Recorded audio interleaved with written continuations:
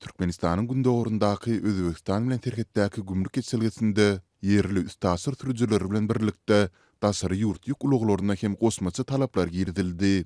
Munyň netijesinde uluglaryň uly nowbaty döredi we ozal bir günde amal edilen dokument işleri bir näçe güne çelini uzady.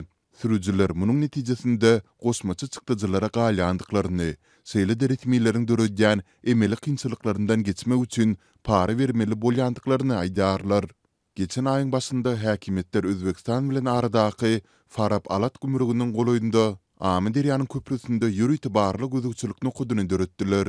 Serhetden geçmek üçin ýük ulaglary bu ýere gelenlerinde türkmen resmiýetleri olary 15 kilometr uzaklykda ýerleşýän Çärje etrafyndaky täze köp uğurly bazaryň awtodrolgysyna ýollap, sol ýerde nowbat ýazylmak üçin ýürüti fis almagy talap edip başladylar. Sürücüler avtotirkegiň nomeri bazardan uran sagydy ýazylan bu fisi alanlaryndan soň Amy Derýanyň köprüsünden geçip Farap gümrükhanasyna baryp bilýärler. Bu kagydy almak üçin bazarda azyndan 5-7 gün garaşmaly we elbetde uloň durulgydaky her güni üçin 100 manat müçberinde tölek etmeli. Türkmenistanyň fevralda ornaşdyran bu düzgüne ilki diňe yerli üstasyr ýük ulaglary üçin degisli bolan bolsa, indi ýurdun çäginden geçýän daşary ýurt sürüjileri hem bir näçe gün nowbatda garaşmaly bolýarlar.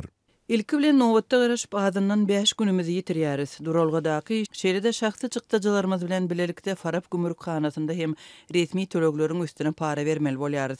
Gümrük işgäri her dürli bahana arap dokument işlerimizi hatda bir näçe güne çenli gijikdirip bilýärler. Emma $50 para berseň bir sagada ýetirmän serketden geçirip goýberýärler. Dip ýakynda bu ýagdaýlary baştan geçiren sürüjileriň biri gurrun berdi.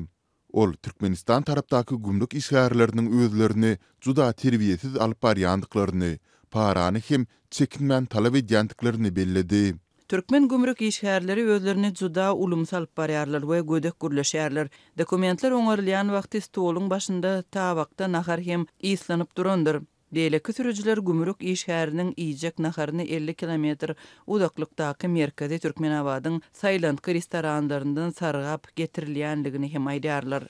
Dip söhbetdeşimiz anonimlik sertinde gurrun berdi. Azatlyň ýokarky ýagdaýlar barada Farap gümrükhanasyndan gosmaça maglumat ýa kommentari almak synançyklary netije bermedi.